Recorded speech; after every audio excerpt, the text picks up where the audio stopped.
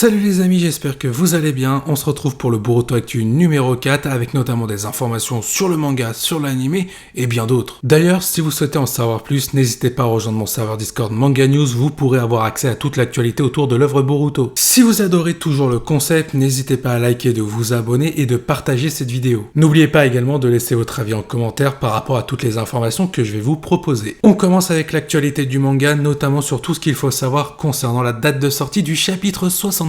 Le résumé complet ainsi que les premières pages seront disponibles à partir du mercredi 15 septembre 2021. Le chapitre 62 sera disponible sur le site Manga Plus à 17h le samedi 18 septembre 2021 en version anglaise et espagnole. Pour la version française du chapitre, il faudra attendre entre le 19 et le 20 septembre 2021 pour pouvoir le lire sur le site Boruto France. Vous l'avez compris, il ne faudra pas se tromper au mois de septembre avec la sortie du chapitre 62 qui aura lieu le 18 septembre et non le 20. D'ailleurs, il est temps désormais de voir un peu ce que va nous proposer le chapitre 62 en termes de preview. La preview du chapitre 62, Kawaki a disparu d'un coup et Code s'est pointé à l'aube d'un bouleversement majeur. On peut remarquer que ce chapitre va vraiment se concentrer sur les intentions de Kawaki à l'égard du personnage de Code qui est parti à sa rencontre. Selon vous, que va-t-il se passer dans le chapitre 62? J'attends vos hypothèses en commentaire. Avant de passer à l'actualité de l'anime, petite surprise. C'est l'heure de votre jeu Devine les personnages. Vous devez deviner les 3 personnages floutés appartenant à l'univers de Naruto et Boruto.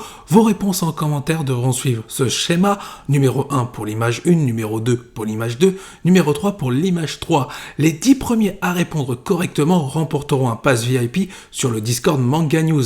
Attention, il faut toutefois regarder toute la vidéo pour valider vos réponses. Maintenant, nous pouvons passer à toute l'actualité de l'anime et on va démarrer avec une mauvaise nouvelle concernant l'actrice de la voix de Boruto. Pour les informations liées à l'anime, on a appris que l'actrice Yuko Senpai qui interprète la voix de Boruto dans l'anime a été diagnostiquée positive à la Covid-19. Dernièrement, elle était atteinte de fièvre. Après avoir réalisé un test PCR, celui-ci fut positif. L'actrice suit actuellement un traitement médical et se repose chez elle. Évidemment, nous souhaitons qu'elle se rétablisse très vite et que ses soins se portent bien.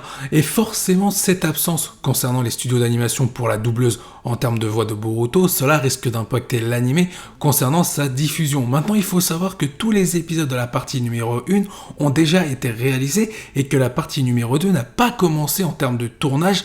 Donc pour l'instant, cet imprévu n'est pas forcément impactant pour l'anime Boruto. En parlant de l'anime, il est temps de voir un peu les épisodes qui vont nous être proposés dans les semaines à venir. Et on commence avec l'épisode 212. L'épisode 212 de Boruto va mettre en avant la désertion d'Amado comme le prouve le titre et le synopsis c'est tout simplement Shikadai qui a été capturé par Amado et ce dernier négocie son asile au sein du village de Konoha. Pour ce qui est de l'ambiance de cet épisode, on va se retrouver avec un épisode assez rythmé avec une qualité plutôt bonne en termes d'animation. Ce qui est sympa en ce moment avec l'anime, c'est leur stratégie. Ils nous proposent des épisodes filler avec des éléments canons ou des épisodes canons avec des éléments filler pour servir l'univers de Boruto implanté dans l'univers de Naruto et c'est vraiment très intéressant. D'autant plus, on sent vraiment cette connexion entre l'anime et le manga en termes de développement, que ce soit pour le personnage ou le scénario de l'œuvre Boruto. Passons maintenant à l'épisode 213. L'épisode 213 sera intitulé La vraie identité et on a comme synopsis, suite aux actions de Kajin Koji,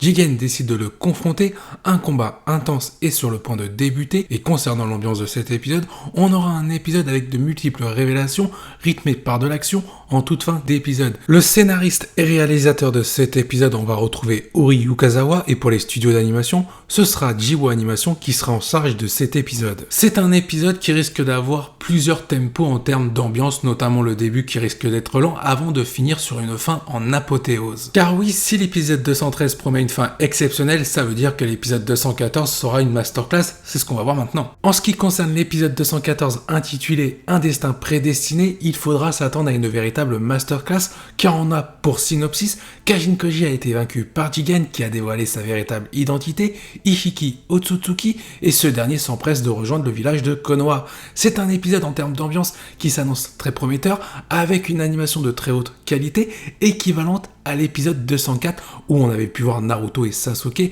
versus Jigen. Il faut aussi s'attendre à de nombreuses actions qui vont avoir lieu durant cet épisode, tout aussi qualitatives que l'animation. D'ailleurs, au scénario, on a Yukihiro Matsushita, qui est un très bon scénariste, notamment pour les épisodes de Boruto qui ont connu de francs succès, et ensuite on a 2 réalisateurs du niveau de l'épisode 204, notamment du combat Naruto et Sasuke versus Jigen, comme Noriyuki Abe et Masayuki Matsumoto. Et ce qu'il faut prendre en compte également pour cet épisode, c'est qu'on a 5 super superviseurs d'animation qui font partie des meilleurs. On a par exemple Rinako Nishihara, Kumiko Kato, Kazuya Saito, Hiroyuki Oyoshi ou encore Kazunori Ozawa. Au niveau des studios d'animation, ils sont en binôme. On va retrouver Maru Animation qui est une très bonne société d'animation concernant les animés qu'ils produisent, et on va retrouver en binôme les studios Pierrot, et eux, quand ils s'y mettent, ils savent nous produire de la très grosse qualité, surtout pour l'anime Boruto, au vu des derniers épisodes qu'ils nous ont produits. Au vu de ce que va nous proposer cet épisode en termes d'animation, de scénario, ou même des OST, et par rapport au staff technique,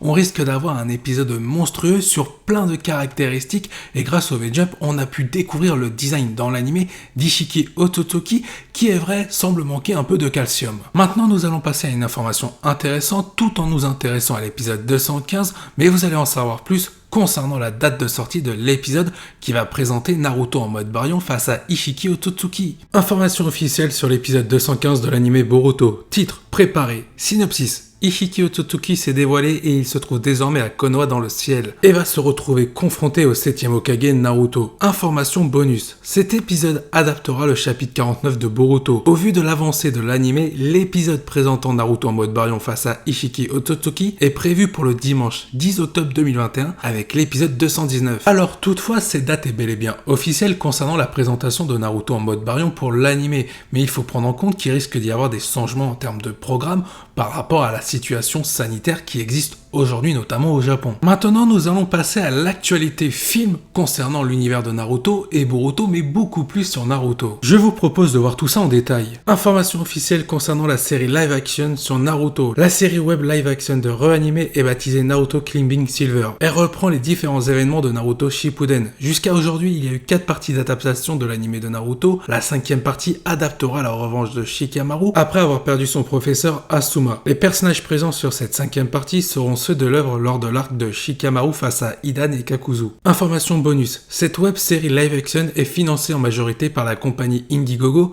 qui a récolté environ 15 000 $, soit 13 000 € pour poursuivre son adaptation en live action des personnages de Konoha. Sincèrement, pour les avoir visionnés, je vous conseille de regarder ces 5 parties d'animation, la 5e n'étant pas encore sortie, mais c'est prochainement. D'ailleurs, pour ceux qui souhaitent voir la bande-annonce, le lien sera dans la description. L'univers est très bien représenté et surtout bien adapté avec des personnages qui se ressemblent. Et en plus, on peut rajouter qu'en termes de budget, ce n'est pas vraiment de la haute qualité, mais ils arrivent à faire quelque chose d'extrêmement super bien fait, notamment par rapport à d'autres animations au cinéma qui ont été foirées. On pense tous à Dragon Ball Evolution. Bien, cette vidéo touche à sa fin. J'espère que toute l'actualité que j'ai pu vous donner, que ce soit sur le manga, l'anime ou même le film en rapport avec Naruto, vous ont plu. N'hésitez pas à donner votre avis en commentaire et on se retrouve pour d'autres Boruto Actu dans les semaines à venir. Je vous dis à la prochaine et n'oubliez pas que la volonté du KT soit avec vous.